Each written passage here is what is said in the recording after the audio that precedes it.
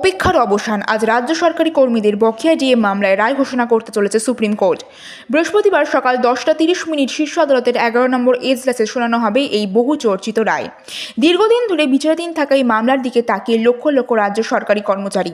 উল্লেখ্য, গত 16 মে বিচারপতি সঞ্জয় কারোল এবং বিচারপতি প্রশান্ত কুমার মিশ্র রাজ্য সরকারকে নির্দেশ দিয়েছিল 4 সপ্তাহের মধ্যে বকেয়া ডিএর অন্তত 25% মেটাতে হবে। কিন্তু সেই নির্দেশ কার্যকর না হওয়ায় রাজ্য সরকারকে আরও 6 মাস চেয়ে আবেদন জানায়। শুনানিতে রাজ্যের তরফে দাবি করা হয় ডিএ কোনো অধিকার নয় এবং পর্যাপ্ত বাজেট নেই। তবে আদালতের পর্যবেক্ষণ ছিল স্পষ্ট, দীর্ঘদিন ধরে কর্মীদের প্রাপ্য টাকা আটকে রাখা যায় না। আজ সেই মামলারই চূড়ান্ত রায় ঘোষণা করবে দেশের সর্বোচ্চ আদালত।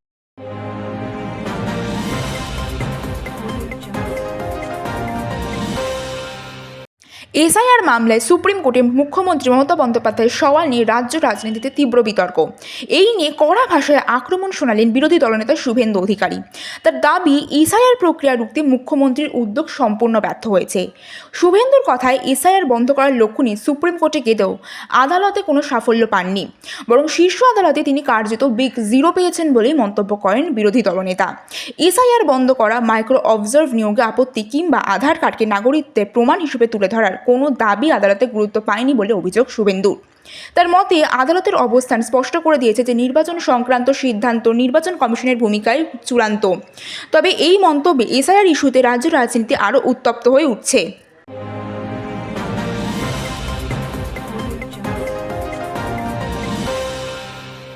সপ্তাহান্তে শীতের কামব্যাক রাজ্য জুড়ে। জানুয়ারি পেরোতেই শীত বিদায় নিয়েছে এমনটাই মনে হচ্ছিল, কিন্তু আলিপুর আবহাওয়া দফতর জানাচ্ছে গল্প এখনও শেষ হয়নি। সপ্তাহের শেষ দিকে ফের রাজ্যে ফিরতে পারে শীতের আমেজ।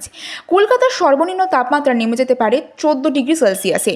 আবহাওয়াবিদদের মতে, পশ্চিমী ঝঞ্ঝার প্রভাব কাটতেই হাওয়ার দিক বদলাতে শুরু করেছে।